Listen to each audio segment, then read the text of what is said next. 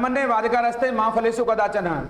गीता में श्री कृष्ण ने कहा है कर्म करते चलो, फल की चिंता मत करिए, अगर आपका कर्म सही है तो आपको फल जरूर मिलेगा। आप सभी विद्यार्थियों को बहुत बहुत स्वागत अभिनंदन आपके चहेते channel career plus Bihar sir के साथ। आपको प्रणाम, नमस्कार, जय हिंद। आप सभी लोग दोनों हाथ जोड़कर अपनी मां के चरणों में प्रणाम करेंगे और आप ध्यान देंगे मेरी तरफ। यहाँ पर मैंने आपके लिए ये मॉक टेस्ट 4 निकाला है। ये 20 मिनट में 20 प्रश्न, ये Q20 सीरीज चालू की है। ये सिंघम बैच है जो आपके लिए बहुत बहुत इंपॉर्टेंट है, ना सिर्फ दिल्ली पुलिस के लिए बल्कि जितने वनडे एग्जाम है सबके लिए वेरी मोस्ट है। तो ये वो प्रश्न है जो आपके एग्जाम आने हैं और आपको सिंघम बनाएंगे, यानी कि जो Q20 हमारी सीरीज है इसमें मैं बात करूंगा आपसे आपके चहेते प्लेटफॉर्म इसी पढ़ाई की पंचायत पर। आप सभी का पुनः बहुत स्वागत। मैंने आपके लिए क्वेश्चन निकाला अंगोरा ऊन, ये क्वेश्चन है आपके लिए। ये अंगोरा ऊन किस पशु से प्राप्त की जाती है? ये वेरी मोस्ट है क्योंकि ये क्वेश्चन एग्जाम पहले पूछा जा चुका है और दोबारा पूछा जाएगा। अंगोरा ऊन किस पशु से प्राप्त की जाती है? क्या ये खरगोश से या लोमड़ी से या भेड़ से या बकरी से? तो अंगोरा ऊन ये खरगोश से प्राप्त की जाती है। किससे प्राप्त की जाती है? खरगोश से प्राप्त की जाती है। सही उत्तर है इसका। ये बहुत मुलायम एक सॉफ्ट ऊन होती है और बड़ी कीमती होती है क्योंकि अंगोरा खरगोश की एक विशेष किस्म होती है। आप जानते होंगे बकरी की एक किस्म होती है पश्मीना ऊन, बड़ी महत्वपूर्ण है ये पश्मीना। ये भी बड़ी कॉस्टली होती है और कश्मीर में पाई जाती है। इससे शॉल बनती है, कश्मीरी शॉल जो पश्मीना ऊन से बनती है, बहुत महत्वपूर्ण है, जो कि बकरी की एक प्रजाति है। ऐसे ही अंगोरा ऊन है जो कि एक खरगोश से जुड़ा हुआ एक ऊन है। ये बहुत महत्वपूर्ण है आपके लिए। इस संदर्भ में मैं आपको बताऊंगा। दूसरा क्वेश्चन मैंने निकाला आपके लिए जो बड़ा महत्वपूर्ण है, अंतरण अदायगी का क्या अर्थ है? पूछ रहा है आपसे। मैंने पहले कहा आपसे कल मैंने आपके लिए 10 सूत्र दिए सफलता के लिए कि एक ही बार में एग्जाम कैसे क्रैक होगा। उसमें मैंने बताया आपको पहले सिलेबस अगर पता है तो प्रश्नों का नेचर भी हमें पता होना चाहिए। अगर प्रश्नों का नेचर नहीं मालूम है, प्रकृति नहीं मालूम है, तो हमसे प्रश्न बनने वाला नहीं है। सफलता का मंत्र है कि आखिर अंतरण अदायगी का अर्थ है। अंतरण अदायगी मान होता है कि इनमें कौन सा पार्ट है जो राष्ट्रीय आय में शामिल नहीं है। तो जो वृद्धावस्था पेंशन है इसका राष्ट्रीय आय में कोई योगदान नहीं है। बेरोजगारी भत्ता है जो हमें अलाउंस दिए जाते हैं अनएम्प्लॉयमेंट के लिए, कोई योगदान नहीं है। जो सामाजिक सुरक्षा, बहुत सारे सामाजिक सुरक्षा कार्यक्रम हमारे यहाँ चल रहे हैं आपके, बहुत सारे विधवा पेंशन है, विकलांग पेंशन योजना है, बच्चों के लिए कार्यक्रम है, ये सारे अंतरण अदायगी के अंतर्गत आते हैं आपके। इनका राष्ट्रीय आय में कोई योगदान नहीं है। इसका मतलब इसका सही उत्तर क्या हुआ? ऊपर सभी ये सही उत्तर है इसका। इसको आप नोट डाउन कर लेंगे, ये आपके लिए बहुत महत्वपूर्ण है। मैंने पहले बताया है अगर आपको सिंघम बनना है, अगर वाकई में सफल होना है तो आप प्रत्येक प्रश्न को नोट डाउन करते जाएंगे क्योंकि ये प्रश्न आपके लिए महत्वपूर्ण है। इनसे बाहर प्रश्न नहीं आने वाले। मैं प्रतिदिन आपके नए नए प्रश्नों की श्रृंखला लेकर आ रहा हूं। ये सिंघम 4 चल रहा है, इसके बाद नई सीरीज लेकर आ रहा हूं। पैट के लिए मैंने आपकी सीरीज और चालू की है। मैंने कहा है पुष्पा झुकेगा नहीं और आपका सिलेक्शन रुकेगा नहीं, बहुत इंपॉर्टेंट है। जो पैट पर मैंने सीरीज चालू की है, इस क्रम में मैंने आपको तीसरा क्वेश्चन निकाला है। भारत जैसे विकासशील देश में प्रच्छन्न बेरोजगारी, प्रच्छन्न मान होता है छिपी हुई बेरोजगारी, प्रच्छन्न बेरोजगारी कई नाम है। प्रच्छन्न बेरोजगारी की उच्च दर किस क्षेत्र में पाई जाती है? यानी छिपी बेरोजगारी तो है, वो छिपी हुई बेरोजगारी है। तो इस कंपनी में इस क्रम में सबसे खतरनाक ये बड़ा क्षेत्र यही है, कृषि क्षेत्र। यानी कई बार इस कृषि क्षेत्र में लोग काम में लगे हुए दिखाई देते हैं लेकिन सही अर्थों में उस रोजगार का कोई मतलब नहीं है। आप जानते हैं हमारे यहाँ इस समय कृषि प्रणाली कैसी है? सीमांत खेती है। कैसी खेती है? हमारे यहाँ सीमांत खेती है, यानी कि हमारे यहाँ छोटे छोटे जोतें रह गई हैं, छोटे खेत रह गए आपके। इसलिए हमारे यहाँ पर कृषि क्षेत्र में लोग लगे हुए ज्यादा दिखाई देते हैं लेकिन सही अर्थों में वो बेरोजगार हैं क्योंकि एक व्यक्ति भी उतने क्षेत्र पर उत्पादन कर सकता है और 4 लोग भी उतना ही उत्पादन कर रहे हैं। इसका मतलब उत्पादन में कोई वृद्धि नहीं हो रही है। इसीलिए कृषि क्षेत्र में जो आपका बेरोजगारी कौन सी है? वो प्रच्छन्न बेरोजगारी है, जो आपके लिए बहुत इंपॉर्टेंट है। मैं आपको इसमें क्रम में मैंने आपके लिए ये चौथा क्वेश्चन बनाया है। ये मैं आपसे बात कर रहा हूँ Q20 पर, T20 में नहीं, ये Q20 बात कर रहा हूँ, क्वेश्चन 20 पे बात कर रहा हूँ। यानी 20 मिनट में 20 क्वेश्चन में बात कर रहा हूँ। वह जो किसानों को कम से कम एक जीविका तो उपलब्ध कराती है, क्या कहलाती है? अनुकूलतम जोत है क्या? वो क्या सीमांत जोत है? क्या वो आर्थिक जोत है या जीविका जोत है? इसका बिल्कुल सही अर्थ है, आप उत्तर है आपके, वो आर्थिक जोत है जो किसानों को कम से कम एक जीविका को उपलब्ध कराती है। ऐसी हमारे यहाँ जोत को क्या कहते हैं? हमारे यहाँ इसे आर्थिक जोत कहते हैं। जब मैं इकोनॉमी वाले पार्टों में रहूंगा आपके आर्थिक अर्थव्यवस्था के पन्नों से, तो वहां मैं इसको कृषि वाले पार्ट को विशेष तौर पर बताऊंगा आपको और कृषि का कोई क्वेश्चन, कृषि और पशुपालन यानी एग्रीकल्चर और एनिमल हस्बेंड्री, उससे बाहर कोई क्वेश्चन आने वाला नहीं है। इसलिए मैं पहले बता दिया है, इस चैनल को लाइक शेयर करना बिल्कुल नहीं भूलेंगे, क्योंकि ये वही प्रश्न जो एग्जाम में आने वाले हैं, इसलिए महत्वपूर्ण आपके लिए। इस क्रम में मैंने आपके लिए अगला जो 5वां क्वेश्चन तैयार किया है, वो कौन सी क्रिया उत्पादन में शामिल नहीं है, ये वाला कौन सी क्रिया है जो उत्पादन में शामिल नहीं है।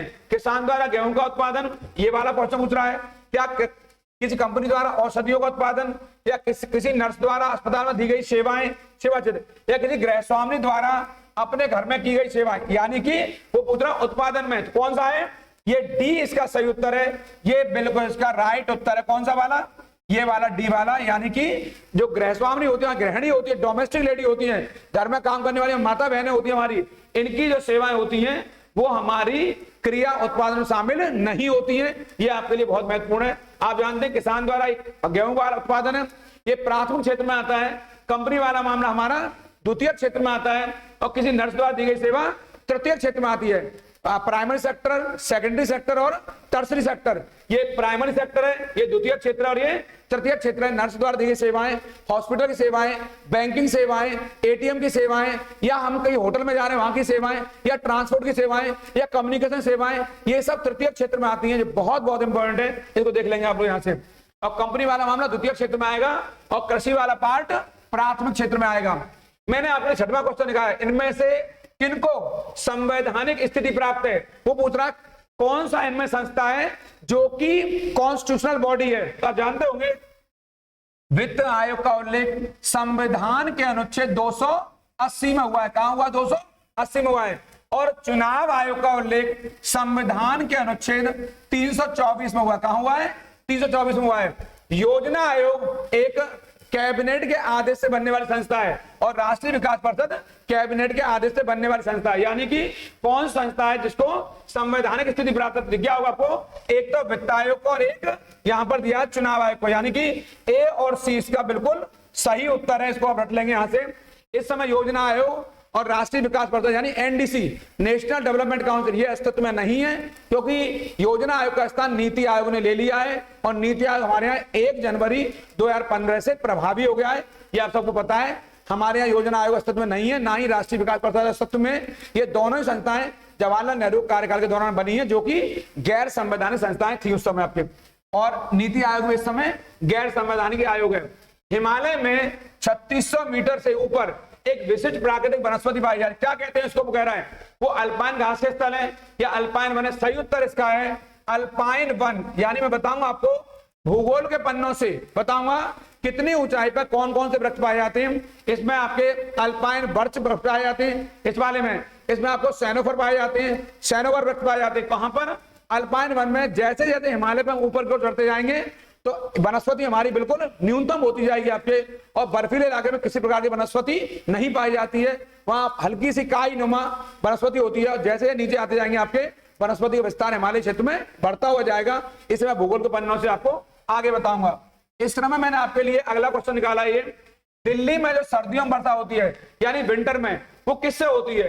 क्या दक्षिण पश्चिम मानसून से, उत्तर पूर्वी मानसून से, या रूढ़ वर्षा के कारण? ये सही उत्तर है इसका पश्चिमी विक्षोभ के कारण। किसके कारण?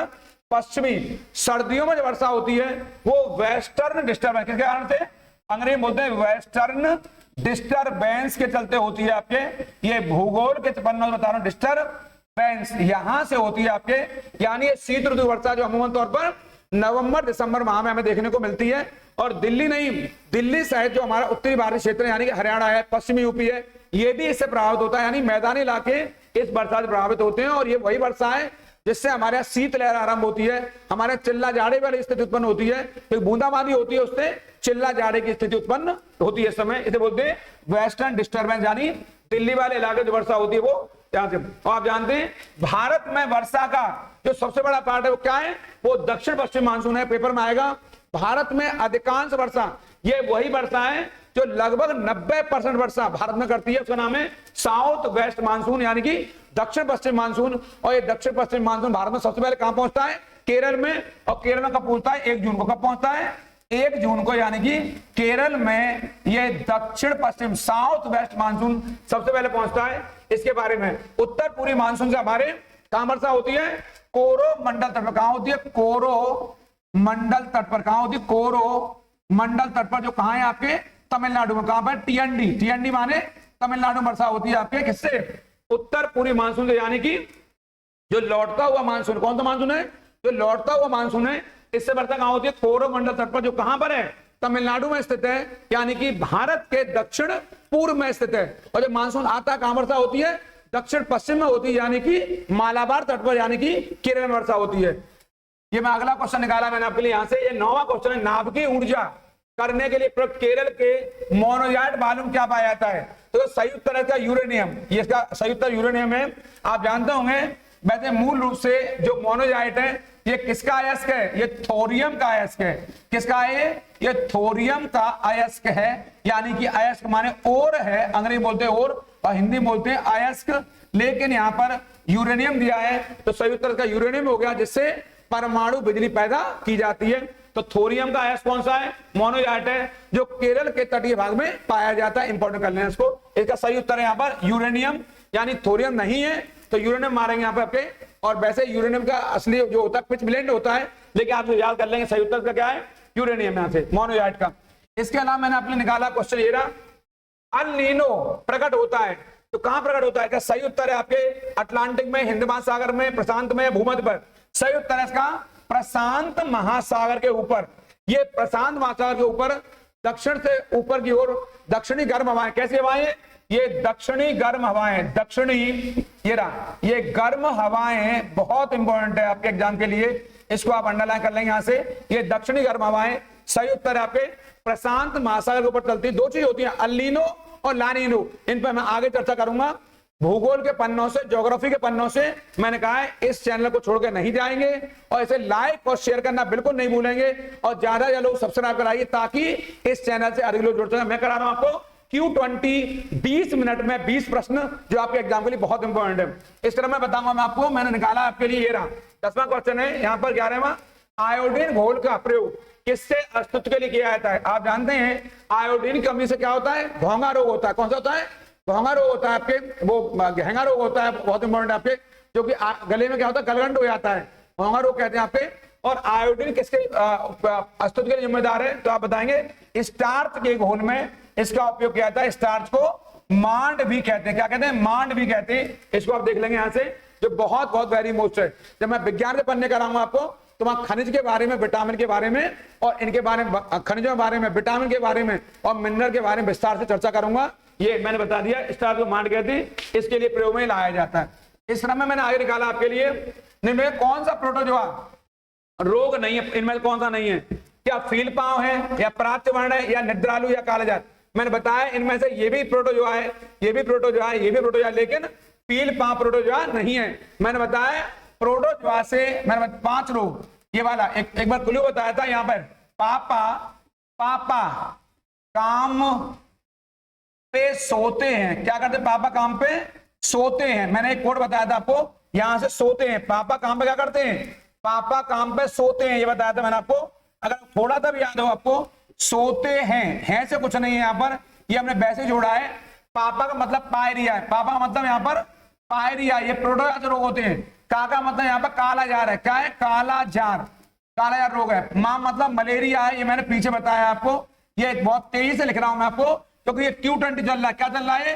ये Q20 चल रहा है। 20 मिनट में 20 प्रश्न आपके। ये पेचेस रोग है और सोना मतलब निद्रा रोग है, इसको आप रट लेंगे यहां से, जो बहुत बहुत महत्वपूर्ण है आपके। पेचेस को डायरिया भी कहते हैं। ये क्या चल रहा है? Q20 क्वेश्चन 20 20 मिनट में 20 प्रश्न चल रहे हैं आपके लिए। ये आपको सिंगम बनाएंगे, आपके लिए वेरी मोस्ट है। ये पेचेस वाले रोग हैं। तो सही उत्तर क्या है आपका? फील पांव, यानी प्रोटोजोआ से, परजीवी से नहीं होता है। अब मैं बताऊंगा आप लोगों को यहां से। अगला क्वेश्चन ये रहा 13वां क्वेश्चन, एक पीढ़ी से अगली पीढ़ी को आनुवांशिक जानकारी, यहां बताऊंगा आनुवांशिक जानकारी अंतरण होता है। किससे होता है? आरएनए से, कोडोन से, डीएनए। सही उत्तर का डीएनए से। सही उत्तर का डीएनए से एक पीढ़ी से, जेनेटिक जो एक पीढ़ी दूसरी पीढ़ी में आते हैं, आप जानते होंगे इसको। कौन? एक तो कौन से आपके हमारे सरक्रीक है आपके, ये वाले क्रीक, यहां से एक नाम है उनका क्रीक।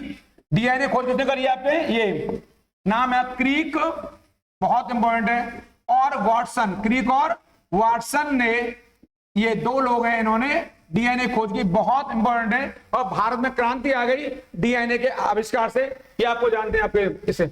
इस क्रम में मैंने आपके लिए अगला क्वेश्चन निकाला है आपके यहां से। ये क्वेश्चन है, क्योंकि मैं तेजी से क्वेश्चन करा रहा हूं इसलिए आप हटेंगे नहीं, इस वीडियो को अंत तक छोड़कर नहीं जाएंगे। तो क्या चल रहा है Q20, इनमें से कौन सी वनस्पति मछली है, कौन सी? रैत है, तारामीन है, कुरंजन। ये डॉग फिश बड़ी फेमस है आपके, डॉग फिश यानी कुरंजन सुरा को क्या कहते हैं? वास्तविक मछली कहते हैं, आप जानते होंगे। हमारे यहाँ मत्स्य वर्ग काय में आता है, ये हमारे यहाँ पिसीज में आता है, पिसीज। हमारे यहाँ सबसे पहले मत्स्य वर्ग ही आया है। कौन सा आया है? मत्स्य वर्ग ही आया है। उसके बाद हमारे क्या है? उभयचरी। क्या आया है? उभयचरी आया है। इसे एम्फीबियन भी कहते हैं। इनको मैं साइंस के पन्नों में कराऊंगा। उभयचरी वे होते हैं जल थल में रहते हैं, जल और थल में, और पिसीज वे होते हैं जो केवल जल में पाए जाते हैं। मैं फिर कह रहा हूं आपसे, ये Q20 चल रहा है, ज्यादा डिटेल में नहीं जाऊंगा, विश्लेषण मैं अगले पहलू में करूंगा आपसे। यहाँ फिलहाल 20 क्वेश्चनों पर ध्यान दीजिए जो बहुत जरूरी है आपके लिए। तो सही उत्तर क्या है? कुरंजन सुरा है, जैसे अंग्रेजी में डॉग फिश भी कहते हैं। यहाँ से पहले मत्स्य वर्ग आएगा, उसके बाद उभयचरी आएगा, उसके बाद कौन सा आएगा? रेप्टिलिया, रेंगने वाले आएंगे, उसके बाद पक्षी वर्ग आएगा, एविज आएगा, उसके बाद आएंगे स्तनधारी यानी कि मैमेलिया। इस क्रम में मैं आपको बताऊंगा अगला पार्ट है आपके यहाँ से। ये रहा, आकाश का रंग नीला किसके कारण से होता है? नीला रंग आकाश का किसके कारण से होता है? तो लघुत्तर तरंगें होती हैं जिसके कारण प्रकीर्णन होता है, प्रकाश का स्कैटरिंग ऑफ लाइट, प्रकाश का प्रकीर्णन होता है, उसके चलते लघुत्तर तरंग दैर्घ्य चलते आकाश रंग क्या दिखाई देता है? हमें नीला दिखाई देता है। मैं आपको रिफ्लेक्शन, आपको मैं बताऊंगा आपका स्कैटरिंग ऑफ लाइट, ये सारे पार्ट पढ़ाऊंगा। रिफ्लेक्शन ऑफ लाइट क्या होती है, रिफ्लेक्शन ऑफ लाइट क्या होती है, स्कैटरिंग ऑफ लाइट क्या होती है, ये बहुत इंपॉर्टेंट है। इन पर मैं आपसे आगे चर्चा करूंगा कि परावर्तन क्या है, अपवर्तन क्या है, प्रकीर्णन क्या है, इस पर चर्चा करूंगा। टाटा पावर सोलर ने किस राज्य में भारत की बड़ी फ्लोटिंग तैरती सौर ऊर्जा, बहुत चर्चाओं चल रही है, परियोजना शुरुआत की है। 22 के एग्जाम में क्वेश्चन पूछा भी गया हमारे एग्जाम में। अभी आपके एक सही उत्तर है केरल। केरल के कायाकुलम में, कहा? केरल के कायाकुलम में, ये वहां के बैक वाटर क्षेत्र में, बैक वाटर क्षेत्र में, पश्चिम जल क्षेत्र में चालू किया गया है। ये 350 एकड़ क्षेत्र में योजना शुरू की गई है। बहुत इंपॉर्टेंट, कहां पर? केरल के कायाकुलम में शुरू की गई है, इसको रट लेंगे। ये टाटा पावर सोलर जो कंपनी उसने चालू किया है, बहुत इंपॉर्टेंट है। इस क्रम में मैं आपको बताऊंगा अगला पार्ट है। मैं फिर कहूंगा ये Q20 है, ये क्वेश्चन 20 है, ये 20 मिनट में 20 प्रश्न चल रहे हैं, क्योंकि सिंघम बनाने के लिए आपके बहुत जरूरी है। सिंघम के अलावा पैट या अन्य जो वनडे एग्जाम है, CGL या CHSL या जो भी हमारे एग्जाम में, उन सब के लिए बहुत जरूरी है। SSC GD के लिए ये रामबाण सिद्ध होंगे, आपको मालूम पड़ जाएगी। इनमें से किसे भारत का स्कॉटलैंड का आया था? ये क्वेश्चन हमारे एग्जाम आ चुका 2022 में, यहाँ पर आया भी हुआ है। यहाँ पर स्कॉटलैंड किसे आया है? तो स्कॉटलैंड का आया है कुर्ग को। क्या आया है? कुर्ग कहां पड़ेगा? कर्नाटक। कहां पड़ेगा? ये कर्नाटक में पड़ेगा। और इसे कुर्ग को दक्षिण का कश्मीर, इसे दक्षिण का कश्मीर भी कहते हैं। दक्षिण का, ये आपको नहीं पता होगा, इसी कुर्ग को दक्षिण का कश्मीर भी कहते हैं। क्या कहते हैं? कुर्ग को दक्षिण का कश्मीर भी कहते हैं, और इसी को दक्षिण का स्कॉटलैंड भी कहते हैं, आपको पता होगी। इसमें मैं चर्चा करूंगा। और श्रीनगर को भारत का स्वर्ग कहा जाता है, ये पता होगी आपको, जो जम्मू कश्मीर की राजधानी है। और ये कर्नाटक में पड़ेगा, पूर्वी क्षेत्र ये रहा। इसके अलावा मैं बताऊंगा आपको, अगला क्वेश्चन है, इनमें से किस व्यक्ति ने प्रसिद्ध the story of my experiment with truth, ये 2022 का क्वेश्चन जो आया है, एग्जाम में क्वेश्चन आया है, ये किसी रचना है? ये वल्लभ भाई पटेल की आत्मकथा। क्या ये महात्मा गांधी की, पटेल जी की नहीं, ये महात्मा गांधी की आत्मकथा है। सत्य के साथ मेरे प्रयोग। कौन सी? सत्य के साथ मेरे प्रयोग से रट लेंगे यहाँ पे। ये गांधी जी की प्रसिद्ध पुस्तक है आपके। इसके अलावा गांधी जी ने हरिजन और यंग इंडिया जैसे पेपर भी निकाले, जो आपके लिए बहुत इंपॉर्टेंट है। यंग इंडिया, हरिजन बहुत इंपॉर्टेंट है। एक इनकी प्रसिद्ध किताब है हिंद स्वराज। कौन सी? इनको लिख लेंगे, हिंद स्वराज, ये गांधी जी की पुस्तक है। और मैं अगर इनकी बात कर दूं आपसे, जवाहरलाल नेहरू की, तो इन किताब का नाम है आपके भारत एक खोज। कौन सी? भारत एक खोज, जो बहुत इंपॉर्टेंट है। Discovery of India. कौन सी? Discovery of India. और महर्षि दयानंद की भी पुस्तक है, एक बार फेमस है। कौन सी? सत्यार्थ प्रकाश। कौन सी? सत्यार्थ प्रकाश। ये महर्षि दयानंद सरस्वती की कौन सी पुस्तक है? ये सत्यार्थ प्रकाश है। इसको भी आप देख लेंगे। पटेल जी भारत के यूनिटी, भारत को एकता देने वाले रहे आपके, इनका बहुत बड़ा योगदान है। मैं फिर कह रहा हूं Q20 चल रहा है, ये 2020 चल रहा है, बहुत इंपॉर्टेंट है। इनमें से किस राज्य में विधान परिषद है? कहां पर है? तो आप जानते हैं गुजरात में नहीं है, उड़ीसा में नहीं है, झारखंड में नहीं है, तो कहां है? ये कर्नाटक में आपके। यानी हमारे यहाँ इस समय 6 राज्यों में केवल विधान परिषद है। कहां पर है? यूपी में है, बिल्कुल सही है। बिहार में है, बिल्कुल सही है। महाराष्ट्र में है, बिल्कुल सही है। कर्नाटक में है, बिल्कुल सही है। आंध्र प्रदेश में है, बिल्कुल सही है। और तेलंगाना में है, तेलंगाना में है, बिल्कुल सही है। इसको आप रट लेंगे यहां से, यानी मैंने बता दिया है। यानी हमारे यहाँ पर विधान परिषद कहां पर है आपके? इन केवल 6 राज्यों में, इन्हें आप रट लेंगे। यूपी में है, बिहार में, महाराष्ट्र में, कर्नाटक में, आंध्र प्रदेश में आपके, और तेलंगाना में। केवल 6 राज्यों में विधान परिषद है। तो सही उत्तर क्या है? कर्नाटक। यहां से इन पर मैं आगे चर्चा करूंगा पॉलिटी के पन्नों में आपसे। इस क्रम में मैं बताऊंगा आप लोगों को। अगला महत्वपूर्ण क्वेश्चन है आपके यहां से, वो ये रहा। निम्नलिखित में किस नदी को बिहार का शोक कहते हैं? क्या कहते हैं? बिहार का शोक कहते हैं, बिहार का। तो सही उत्तर है इसका, कोसी नदी को बिहार का शोक कहते हैं यहां से। जबकि बंगाल का शोक दामोदर कहते हैं, बंगाल का शोक कहते हैं दामोदर कहते हैं, यहां से इंपॉर्टेंट है। और हुगली जो नदी है, ये भी यहाँ पर आपके बड़ी महत्वपूर्ण है। आपके यहाँ पर बंगाल का शोक आपके घाघरा कोसी को गाया जाता है आपके। बिहार का शोक यहाँ से, बिहार का शोक इसे गाया जाता है आपके यहाँ से। और बंगाल का शोक आपके दामोदर नदी गाया जाता है, बहुत इंपॉर्टेंट आपके यहाँ से। और हुगली नदी आपके, जो कि बहुत महत्वपूर्ण नदी है। हुगली पर ही क्या बसा हुआ है? हुगली पर कलकत्ता शहर बसा हुआ है। यहाँ पे क्या कर देंगे? ये कलकत्ता शहर हुगली पर ही बसा हुआ है, आपको यहां से कर देंगे आपको ये वाला। ये बड़ा इंपॉर्टेंट आपके। और दामोदर नदी घाटी परियोजना आपके पहली हमारे यहाँ 1948 में बनी थी, जो कि भारत की पहली नदी घाटी परियोजना है। कौन सी? दामोदर नदी घाटी परियोजना। याद है, बिहार का शोक कोसी हो गया, बंगाल का शोक दामोदर नदी हो गई आपके। ये बहुत इंपॉर्टेंट है आपके, इनको रट लेंगे आप लोग। और आज की इस पंचायत में इतनी बात करूंगा आप लोगों से, क्योंकि ये Q20 चल रहा है, और Q20 में हमारी ऐसी बात होगी आप लोगों से। यहाँ से आपके मैंने बताया, बिहार का शोक कौन है? कोसी। कौन सी है? कोसी आपके। और दामोदर नदी किसका शोक है आपके? बंगाल का शोक है। कल फिर मिलूंगा मैं आपसे अगली क्लास में। और आप लोग ध्यान रखेंगे, कौन सा बताना है मुझे यहाँ पर? ये दामोदर नदी बंगाल शोक गए हमारे यहाँ से, ये सही है यहाँ से। और आपका घाघरा नदी, अच्छा घाघरा नदी पे आपके एक प्रसिद्ध युद्ध हुआ है आपके यहाँ पर। बाबर ने लड़ा है अफगानों से। यहाँ पे इसको बताता हूँ, बाबर और अफगानों के मध्य हुआ है। इसको थोड़ा देख लेंगे यहाँ से आपके। ये 1500, यहाँ पे देख लेंगे आपको, इसको 1529 में हुआ है। घाघरा का युद्ध है ये, मैंने बता दिया आपको। घाघरा का युद्ध बड़ा फेमस है आपके। और जो आपका घाघरा नदी आपके बड़ी फेमस है आपके यहाँ से। और ये बाबरा में हुआ घाघरा नदी, और दामोदर बता दिया मैंने आपको। ये सारी इंपॉर्टेंट करा सारी बात। अब मैं आपसे अगली क्लास में मिलूंगा इसी Q20 के साथ। ये मैं इसलिए विस्तार से बताना चाह रहा हूँ, कोई क्वेश्चन छूट नहीं जाए।